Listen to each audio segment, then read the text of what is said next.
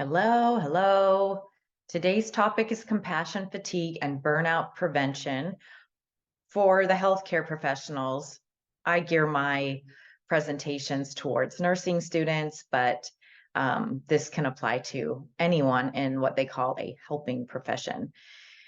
So we're just going to start right off here.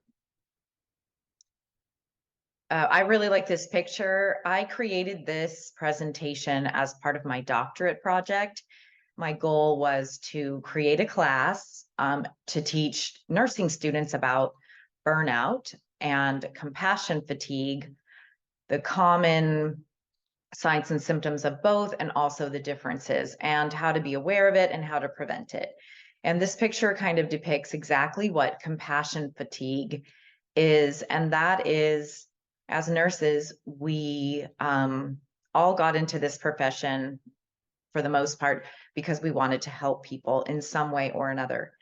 And in doing so, we give of ourselves to them, we care for them, we empathize with them. And when we do that, we give a piece of ourselves to them, which helps them, as you see in this picture. However, our holes don't get filled, and then we are left sort of burnout, empty, and in a state of compassion fatigue. So stress in healthcare. This is something that we have to talk about right away.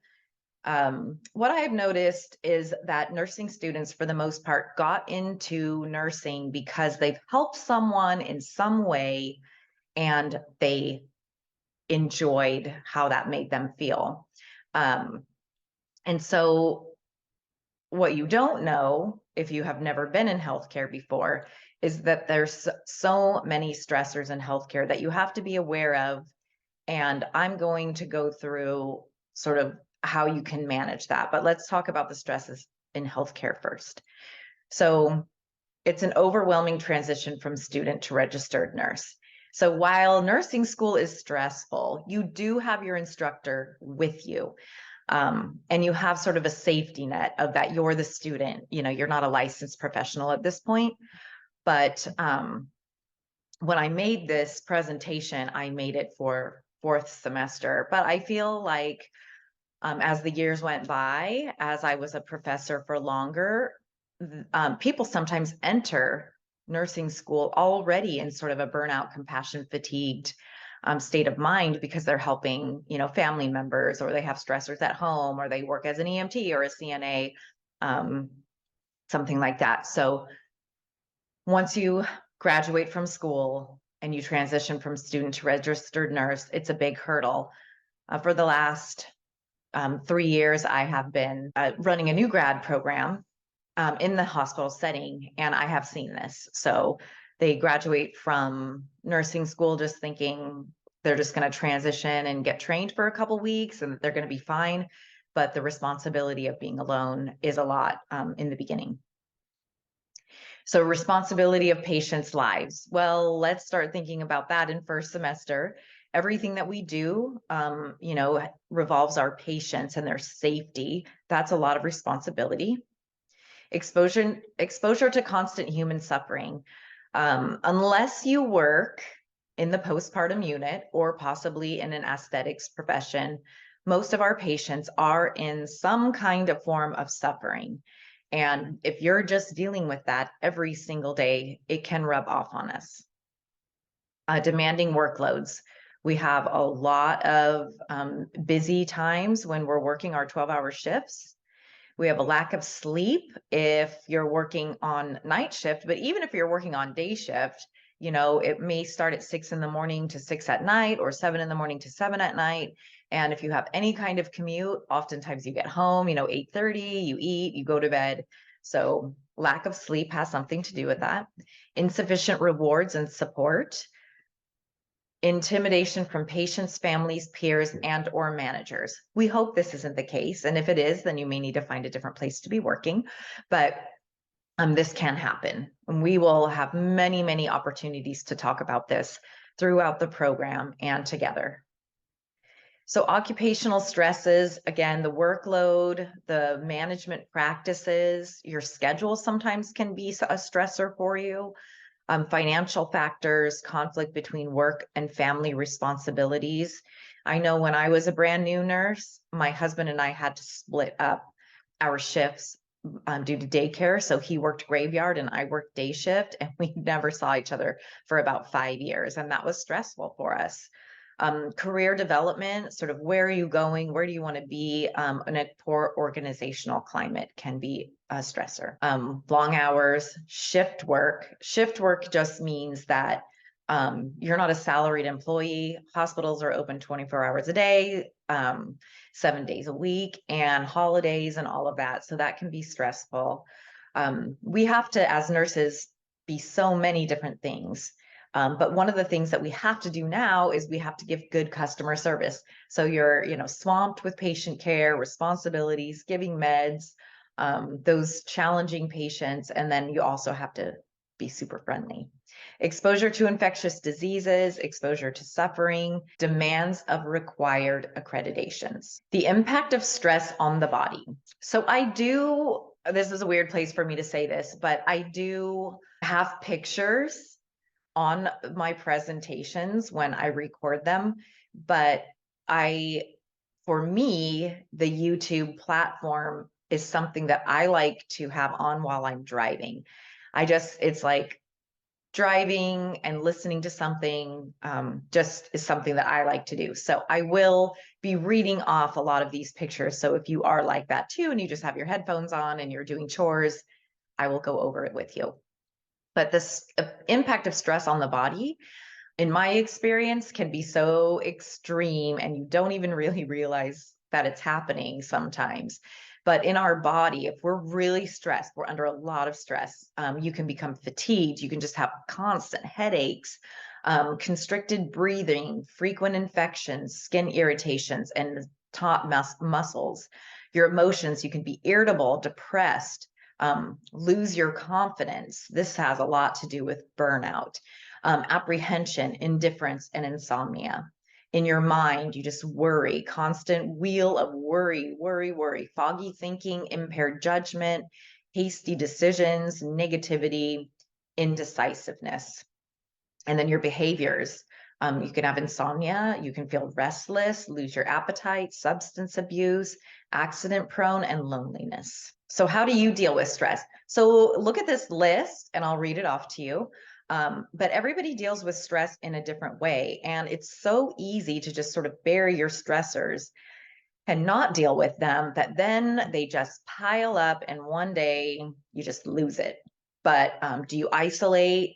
Do you deal with stress by eating, exercising, drinking alcohol, pampering yourself, reading, watching television, friends, family, listening to music? So there's many others that you can go through: meditation, journaling, practicing gratitude, all of these things. So there's good ways to deal with stress, and there's what is the counterproductive ways of dealing with stress. So start from the beginning, creating some habits to deal with stress more productively. At the end of this presentation, I go through a few things that you can try. But here on this slide, let's just talk about the fact that you definitely need to incorporate exercise, whether it be anything: yoga, tai chi, just stretching, taking your dog for a walk on a daily basis. And alcohol, while alcohol can be fun, you go out with your friends and have some drinks. Alcohol is a depressant. It will not help you deal with your stress. So just remember that. Pampering. So I did so many research, I reviewed literature on different ways of self-care. And even though I know everyone thinks getting a pedicure and having a glass of wine is some kind of self-care, it's not one that actually falls into one that helps your body. It may relax you for a little bit. So I'm not saying don't get a pedicure, but like a massage would be better. If you're going to be listening or reading books, read something inspirational, something that that can help you. So this picture right here, I'm hoping will be able to be posted on YouTube, but this was my screensaver on my phone for years. I swear, this is how I felt. I was just internally combusting. So compassion fatigue. This is such an interesting topic to me. I had no idea that it existed until around 2015, I want to say, maybe even 2014.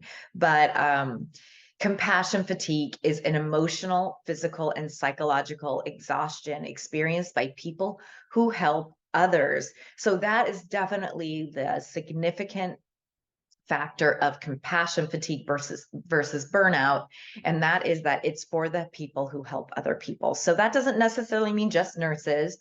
It could mean someone who's taking care of a family member, a disabled child, anything like that. It's exposure to repeated stressors and trauma caused by caring, compassion, and empathy. It has a rapid onset, and it leads to debilitating symptoms. So it does have a rapid onset. And while I'm not going to share the whole entire story of how I came to find this topic, I do know that I was working as a registered nurse in an ER. And then one day, just one day, out of the blue, I thought, I can't do this anymore. And I called my husband and said, hey, I need to quit my job. Can I quit today? And he was like, yes. So, yeah, it had a rapid onset. I didn't really see it coming. And that is actually when I just felt like, what's happening? What's going on? Why do I not want to work as an ER nurse anymore? And I was in school for my master's degree at the time, and I stumbled upon this topic. And when I read about it, I was like, that's what happened. I lost all of my ability to care for people and patients and everyone really, because I had been giving so much of myself in the process of being a nurse. So compassion fatigue, people who enter the helping professions have the desire to help others. And studies show these people may enter the profession already compassion fatigued. So I'm not exactly sure how everything's going to be rolled out with our new curriculum at this point, but I do have a compassion fatigue inventory, like analysis sheet that I will hopefully put somewhere for you guys to access. It has a scoring process where you go through all the different things that are going on in your life and just how you're feeling and handling different situations. And it can give you a score of your risk for being in compassion fatigue. And when I did this before, when I was teaching both first and fourth semester, first semester had just as much risk of being in a compassion fatigue state as fourth semester did. So I found that very interesting. So signs of compassion fatigue. So look at these signs of compassion fatigue. They are so extreme, you guys. Despair, hopelessness, numbing, apathy, cynicism, anxiety, depression, sleep disturbances, physical complaints, decreased work performance, exhaustion, bottled up emotions, isolation, compulsive behaviors, substance abuse, complaining to others, complaints about you, reoccurring colds, and legal problems. So this is no joke. This is why I went and became so passionate about this subject, because what I was always fond of saying was like, no one gets into nursing to be a jerk. Just no one does. Everyone gets into nursing because they want to help people. They want to take care of people. They want to ease suffering. And then all of this happens to you if you don't take care of yourself properly, which is so easy to do when you're a nurse, because you work 12-hour shifts, you pick up a fourth 12-hour shift, and it's, hundreds and hundreds of dollars more. And it all seems fine until one day it's just not fine anymore. And so I just love this topic, because if we can intercept it before it happens, that will just save you so much heartache. So when I was doing my project, it made me think of DIC, which is more of like, a med surg term, ICU term, disseminated intravascular coagulation or coagulopathy of the heart, mind, and spirit. So the way I look at it is, in DIC, and maybe you don't if you're in first semester, but DIC is a complication, a clotting disorder complication.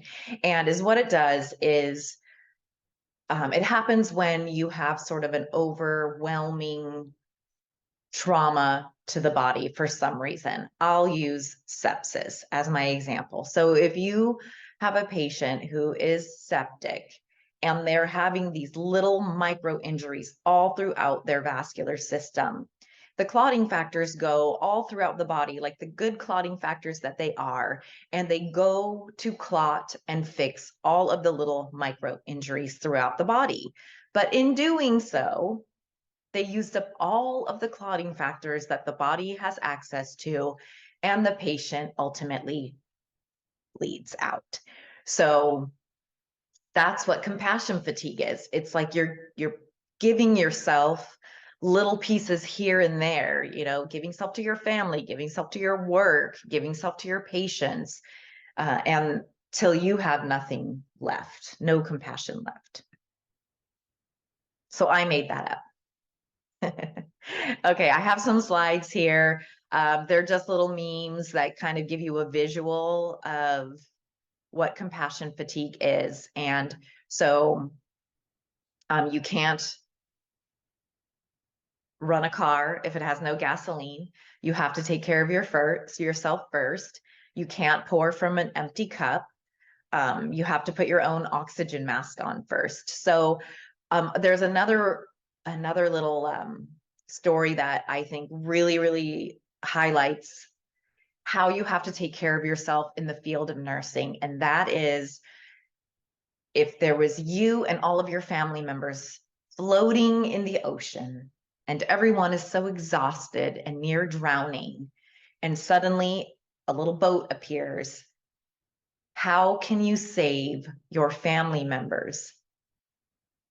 You have to get in the boat yourself so that you can pull them in. So yeah, it looks sometimes like an act of being selfish. Oh, I'm going to get in the boat first and save myself first. But that's the only way that you're going to be able to survive this profession. Do you have compassion fatigue? Well, that is where that little survey will come into play, and I will make sure that you guys have access to it.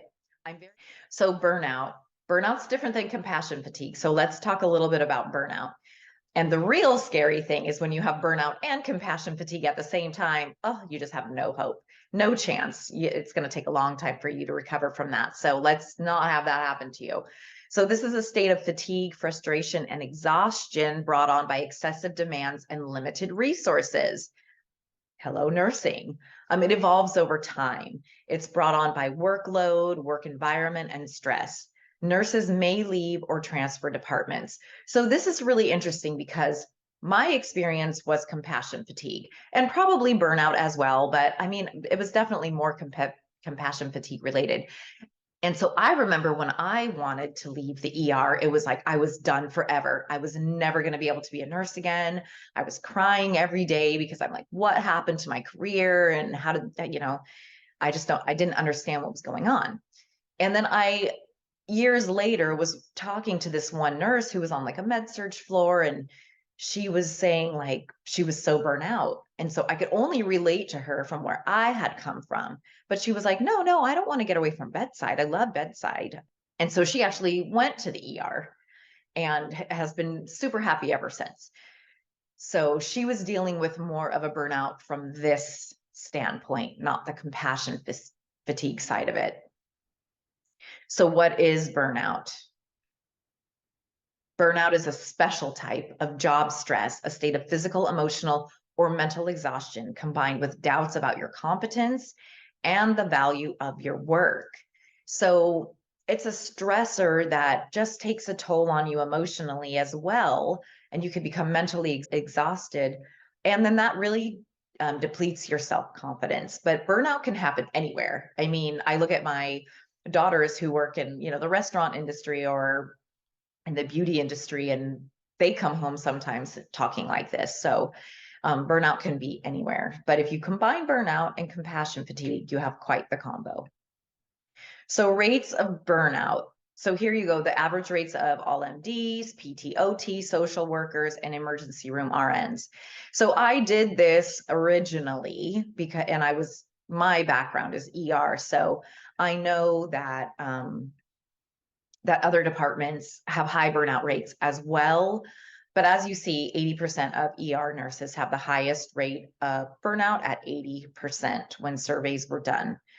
At this point, I guess I can mention to you guys that I did a study when I was working in one ER on the burnout rates of ER nurses, not post COVID, but it was like midway through COVID. It was in 2021. And it was so interesting because the rates of burnout in ER nurses a year and a half into working COVID were very similar to the burnout rates prior to COVID. And, I attributed that to the fact that ER nurses are used to working in unpredictable situations and constant turnover and change. But ER nurses are always under a lot of stress. And so you just need to, if that's where you want to go, you need to take extra precautions on protecting yourself from burnout and compassion fatigue. So the high cost of nursing burnout. So the high cost is to the organization that you're going to work for, and you, of course, yourself personally, but it leads to career dissatisfaction, job turnover, which is hugely expensive for an organization to lose a nurse, and medical errors, which then also can contribute to the cost for an organization. It decreases patient satisfaction. It decreases the provider's health, yours. So there's frequent sick calls or, medical leaves of absence. So it is so important to prevent burnout and compassion fatigue for, leaders to make sure that they are supporting their staff as well. So long time in the future, if you guys get into management or leadership, just make sure that this is always on the forefront for you to help your staff and your nurses protect themselves from burnout and compassion fatigue. Maybe I should do a whole series on that as well. So signs of burnout: dreading going to work. So some of you guys, you may know this already, right? Where maybe you work somewhere right now and you're like, no, I can't work. Feeling tired all the time, overwhelmed, depression, anxiety, hopelessness, apathy, health problems, headaches, colds, similar to compassion fatigue, right? Cynicism and insomnia. Some of the symptoms are the same as compassion fatigue. They're caused by different things. So compassion fatigue is caused by the actual act of helping someone. Burnout is caused by, not being appreciated at work, or having just an overwhelming workload, or your boss scheduling you every single Saturday, even though you requested off every single week. That is burnout. And that's just as real as compassion fatigue. Compassion fatigue comes on suddenly. So the person doesn't really even know what's going on. And all of a sudden they're like, I can't do it anymore. And burnout will happen over time. And changes can be made in burnout because you're like, I'm not liking this. I think I need to switch departments or whatever before you have that bad crash. So secondary post-traumatic stress, this is also known as vicarious trauma. Depending on which journal article you read, there's some debate over the terms, but for the purpose of my project and this presentation, I have them interchangeable. So secondary post-traumatic stress, vicarious trauma, can also cause compassion fatigue and burnout. And the nurse doesn't even need to witness the trauma to experience the secondary post-traumatic stress. Are the same symptoms as PTSD. So it's a real thing. It's like if you're just taking care of people who are constantly being victims of, terrible crimes and accidents and injuries and traumas, and you just see it day after day, or you even read in the chart. Sometimes you just read in the chart like someone's past medical history, and it can really, really affect you. these can cause the same symptoms as PTSD. So be mindful of that. If you read something super disturbing in someone's chart, or you see a really difficult case, take into consideration to do some things to help yourself recover from this and replenish those stores of compassion, which we'll talk about how you can do that after. So I love this quote so much. The expectation that one can be immersed in suffering and loss daily and not be touched by it is unrealistic as expecting to be able to walk through water without getting wet. This I just find to be so meaningful for the profession that we are in or you are about to enter, because it's true. We're taking care of people who are suffering every single day. And eventually, this rubs off on us as well, because we do care. We did get into this profession because we care about people. So compassion satisfaction is what we want. This is what we want. This is why we went into nursing. So it's the reward and the satisfaction that we get from caring for people. It's linked to resiliency. It promotes longevity in this profession, but it takes mindfulness, self-care, and daily reflection. The way that I look at this is, so you have a 12-hour shift in the ER. Remember, I'm going to use the ER because that's what I know. And you have 4 patients or 4 patient rooms that you have for the 12 hours. Sometimes you're so busy all day long, you don't even have time to make a personal phone call or, go to the bathroom in a timely manner. So at the end of the shift, you really have to look back on the shift and say, like, what did I do today that gave me some compassion satisfaction? And it's kind of funny. You guys might laugh at this, but for me in the ER, giving someone a warm blanket out of that blanket warmer was oftentimes the highlight of my day, because, there you have this patient, they're sitting there, they've been in the ER waiting room for hours. And then you put that warm blanket on, and the look of just like relief and happiness that comes over their face is priceless. And sometimes that's all I could do. Honestly, that's all I could do in a 12-hour day that made someone feel good, that I felt like I was helping someone. So it takes mindfulness. So self-care. Number 1 on your self-care list is to take care of yourself. Self-care is the intentional time taken to nurture yourself physically, mentally, spiritually, and emotionally on a daily basis. So this takes work, right? And a lot of times people who go into nursing and have that caring personality are chronically codependent. I'm just going to say it, you guys. We're chronically codependent. I am just as guilty as anyone, and myself often comes last. Now, over the years, I have learned that did not serve me very well. And so I have made changes, and now I am the guru of self-care and self-preservation. But that took a lot of time for me to get to this point. And it may take you time too, but that's why I made this, because I didn't even know that any of this was a thing when I first became a nurse. I became a nurse and I was a little bit older. I graduated when I was 32, and I was kind of behind. That's how I felt. I was behind. I didn't own a house. I had like a really old junky car, and I had 3 kids and all this stuff. And working was so easy. I mean, everyone needs nurses. And once you have experience, you can just get 20 different jobs and work around the clock. So at one point, I was working on an ambulance and in 2 emergency departments.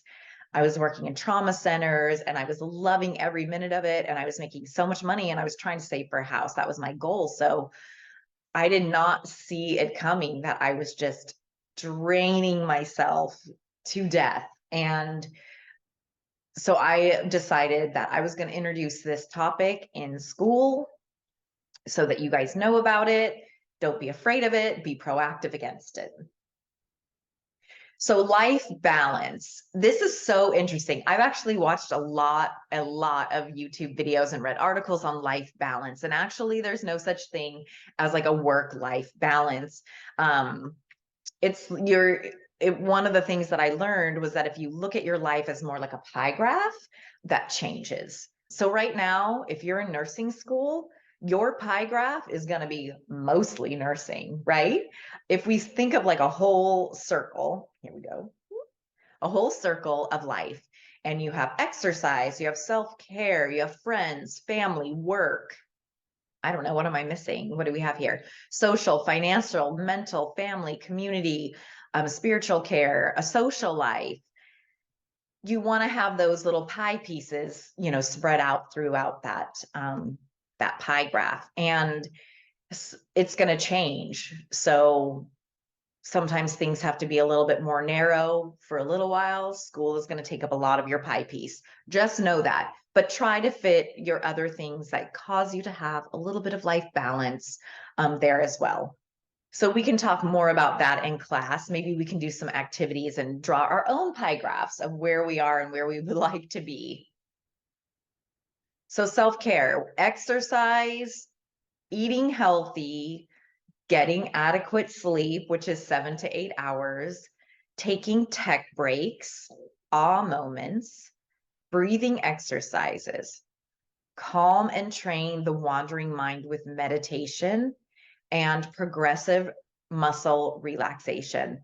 So all of these things are proactive self-care activities that you can do for yourself to nourish your mind, body, and spirit and have the most wonderful life and career and future. So we're going to go through each one of these in a little bit more depth. So exercise, any type of exercise is a form of self-care. Yoga, Tai Chi, being in nature, stretching mid-shift, walking during your lunch break. So these are all things that, of course, relate to me because I'm the one who wrote this. But having something daily in the form of exercise, even if it's something simple like walking my dog around the block, it's not like I'm burning all these calories and I'm exercising to exercise and be fit and in shape and stuff like that. But it sets my mind up right for the day or ends my day right if you're more of like an afternoon exercise person. Yoga, I love Bikram yoga. It's hot yoga, it's 90 minutes. And if you can survive a Bikram yoga class, you can survive anything in life. I truly, truly believe that. Tai Chi. So one of our professors here teaches Tai Chi, and you'll have the opportunity to do that. And in fact, I am going to hit him up and have him teach me how to do Tai Chi because according to him, he was telling me that in yoga, you actually still have time to think because you're holding your postures for a minute, but in Tai Chi you don't. It's a constant movement, and so it really gets you out of like that wandering mind that you have.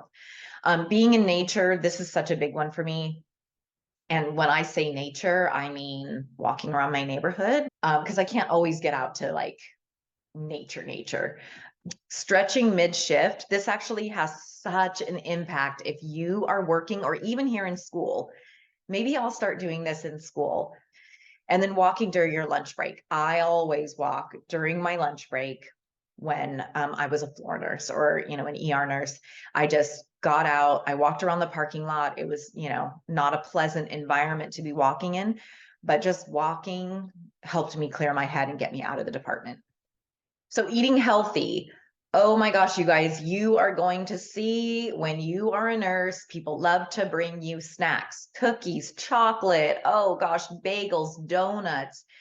It's terrible for your health to eat donuts all throughout your shift, and it doesn't make you feel very good either. So what I recommend is bringing your own lunch, even to clinical. While you're in clinical, bring your own lunch. So eat without looking at your phone. This is, called being intentional and mindfully eating. Mindfully eating, also a step further, is really paying attention to what you're eating, how it tastes, what it looks like, the texture, just anything that you can do to get you out of just the monotony of life and focus on what you're doing for a moment is good self-care. So practice mindful eating. Sleep. Sleep is very important. And I have little bullet points here. Hospitals and night shift are not conducive to sleep. You need to have the right amount of darkness and right temperature to sleep properly. So invest in some kind of fan, air conditioning unit if you can, and you're working on night shift. Get blackout curtains. You can get them, they're super cheap. Get them at Kmart, or there's no Kmart anymore here, but Walmart or Target or online or whatever. But good blackout curtains make all the difference. The other thing that I have discovered recently, and don't laugh at me, is an eye mask, because I work really late until like 2 in the morning sometimes. And if I throw that eye mask on, I will sleep until 10. And if I don't, I wake up when the sun wakes up. So darkness makes such a difference, and being cool, of course. I think the ideal temperature is 67 degrees, but that's like a little bit rough to get to in, October here. So, but if you can have a fan or air conditioning, that's really helpful. No tobacco or caffeine before bed. Don't have caffeine before bed. I would have to say give yourself 6 hours before bed, maybe even 8 hours before bed. I know it's hard when you're like so tired at 3 in the morning, but it does affect your sleep. No heavy meals for 4 hours before bed. So if you can, have a light meal before, your last meal before you sleep. Do not take work to bed. So this is important for you guys as students as well. Something that I have done is I used to have like a notebook pad next to my bed, and I would write down things that I needed to accomplish the next day. That way I knew they were there and I wasn't going to forget about them. If they weren't there, then I would just like run through it in my mind over and over again, and I just couldn't sleep. But I text myself now as well. So that helps me. Time your exercise. So be careful with what time you exercise. If you exercise too close to going to bed, you've revved up your metabolism and it can make sleeping difficult. Sleep on a schedule. So night shifters, it's really hard to do this, but if you can remain somewhat night oriented all the time, it's better for your overall health and sleep to do it that way. But I know a lot of people, they like to be night shift when they're working, and then they become day shift people when they're not. But really, that can affect your health if you do it that way. Don't have a clock, don't have your phone on. I know, this is another one of those challenging situations where try not to have a clock or any electric lights on in your room. One of the other professors that I went to this self-care convention a few years ago, and this was one of the things that I really got out of it, and that was taking tech breaks. So 80% of Americans report that they're constantly checking their phones, social media, and emails, and it's like we don't even recognize that we're doing it anymore. Technology is so addictive. It disrupts real interactions and connections. Technology decreases our attention span, and constantly checking increases our stress levels. Now, this is so true for me. And one of the things that I used to do is I would be in my bed. I have my Kindle on my phone too. So I would have my Kindle on my phone, and then students are texting me. And then the worst thing that I would do is I would check my email. And there was always something in some email that would like trigger the stress reaction. And then I just could not sleep. So I don't do that anymore. I do still have my Kindle on my phone, and I may have to stop doing that because then text messages just come through. But for me, that's really true. So tech breaks is like, make a conscious effort to put your phone in like a drawer in your room and do something for 10 minutes. Just start with like a slow amount of time. And I'm telling you guys are going to be surprised at how many times you go looking for your phone in 10 minutes. It's really kind of weird how this has happened to all of us. So I can go on and on for this forever, as you can see. But another thing about our phones is, even you guys in school, you're all meeting right now, but if you're in the cafeteria and all of you are on your phones, you're not talking to each other. So anyway, put the phones down once in a while, guys. Moments. So this picture I took when I was in Yosemite because it was so incredibly beautiful. And moments are something that I do on my phone again, but like I'll take my phone with me on my runs and stuff because I'm always worried that if something happens to me, I need to have my phone. But If I see something especially beautiful, I try to take a moment and appreciate it, and I'll like take a picture of it. And then I have a little awe moment photo album on my phone. But again, this is about being mindful with your surroundings. Even here on campus, we have such a beautiful campus here, and there's so many beautiful plants, and so much thought went into the construction and just like the landscaping. Notice those things. It really takes you out of just the monotony of life if you can take that moment and be like, oh my gosh, this is really beautiful. Calm the wandering mind. So that same professor that I was telling you about that teaches Tai Chi here told me this. And I didn't know this because I've tried meditating and it is hard. It's so hard for me to do it. And it's frustrating and it's almost like agonizing to do it. But the more you do it, the more you train your mind to be able to get into a calm space. So our minds are always running, Whew. Constantly thinking about this and that and the past and the future. And what am I going to do about work? And what am I going to do about, something with your family? And what about my job? And if you're thinking a lot about the past, you're susceptible to being in a depressive state. If you're constantly thinking about the future, then you are provoking anxiety in your own mind. So the only place that we have is right here, right now, in this moment, and reminding yourself of that and being like, I am grateful for this moment. I oftentimes do that while I'm walking my dog. Like, I'm so happy I'm walking my dog right now. And that is a way to sort of get out again of just the constant spiral that we're constantly in and calm your mind down. So trying meditation, there's meditation apps, there's all kinds of things, but the simplest way to do it is just to find a comfortable place to sit and concentrate on your breathing. Breathe in, breathe, focus on I'm breathing in, I'm breathing out. And then when your mind starts to wander, which it will, you can just say, okay, I acknowledge that thought, but I'm concentrating on my breath. And do that again. And the more that you do it, like I said, the more you can have a state of calm in your mind. And it's really helpful for depression and anxiety. So relaxation exercises, relax the trigger response, just me. So that's the mantra that sort of just works. For me, it's easy, but I have other ones too. But when you breathe in, you say the just in your mind. And when you breathe out, you say me. And so that you can help yourself calm down. The visualization, you can find these on YouTube. They'll walk you through like, okay, we're going to a waterfall and it smells, like jasmine, and you walk through and you visualize yourself walking to the waterfall. So that can get you out of a stress reaction. So the body inventory is when you just lay in bed and you go from the top of your head to your eyes, to your nose, to your mouth, to your jaw, to your neck, to your shoulders, all the way down, just saying like, how does this part of my body feel? And how can I sort of relax it for this moment? Guided body scan, again, you can find some of these on YouTube.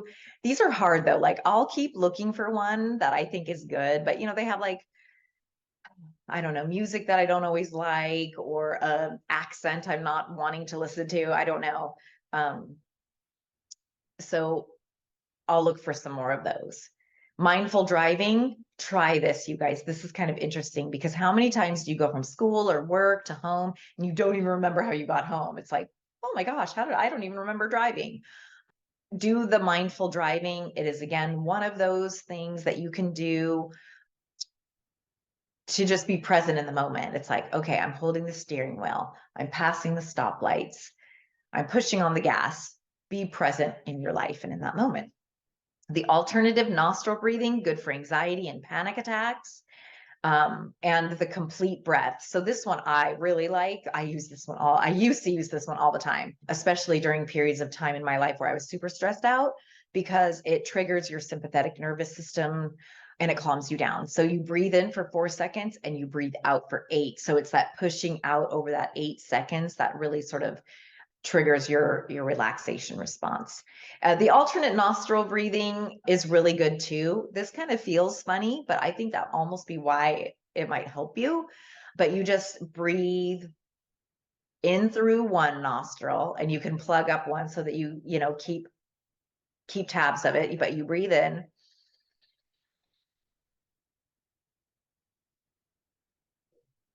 and you breathe out the other side. And if you keep alternating that, it's being mindful with your breath. Only breathing out of one nostril takes some effort, and so it's another way to help you relax. And if you're like about to have a panic attack, that's a good one to try. Progressive muscle relaxation. This one, you know, lie in bed or lie on the floor, then you tighten every muscle from the top of your head to your toes, but one at a time. So, you know, you like squeeze your face and then relax it, tense your shoulders and then relax them. And as you go down the body, this is supposed to really help you with chronic stress. So coping with stress, know what will be stressful, and then you want to do something about it from the start. Hence the reason why I did this video in the beginning of nursing school anyways, because I want you guys to know that there's going to be a lot of stressors for you in the coming years. Totally worth it. Saying it's totally worth it, but there will be a lot of stress. And you want to handle that from the beginning and develop healthy coping mechanisms from the beginning so that you can have a long and successful and amazing career. So you want to schedule your me time every day, even if that's just 5 minutes sitting outside having a cup of coffee, whatever works for you. Deal with stress in the moment with cognitive reappraisals and mindfulness. Like, this just happened. This is how I'm feeling right now. You know, you do want to address it and deal with it so that it can be like, okay, we're moving forward instead of it just festering, because it will fester. Seek support. Your peers are such an amazing support for you guys, even more so than your family sometimes, because your family doesn't actually know what you're going through, especially in nursing school. And if your partner is not a nurse, the stressors that you deal with as a nurse are different than other career paths. Or reorganize your life, make a list of things that are not working and make a plan to reorganize and readjust, reprioritize things, make that pie piece or the whole pie work for you. And like I said, you're going to have to acknowledge that sometimes pie pieces are going to be bigger than you want them to be, like school right now. But as long as you know, like, oh, that's temporary, and you'll be able to fit in more, you know, social interactions in the future that can help you get through the stressful times. And that is it. And I will be seeing you. Thank you. Bye.